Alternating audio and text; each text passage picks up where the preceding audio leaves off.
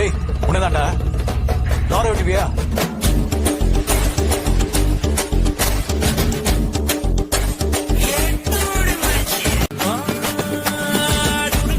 மணல் மேல மதிய படங்க பார்த்தவன் போல வாழ்க்கை போகும் ரூட்ட பார்த்து பழஞ்சவன்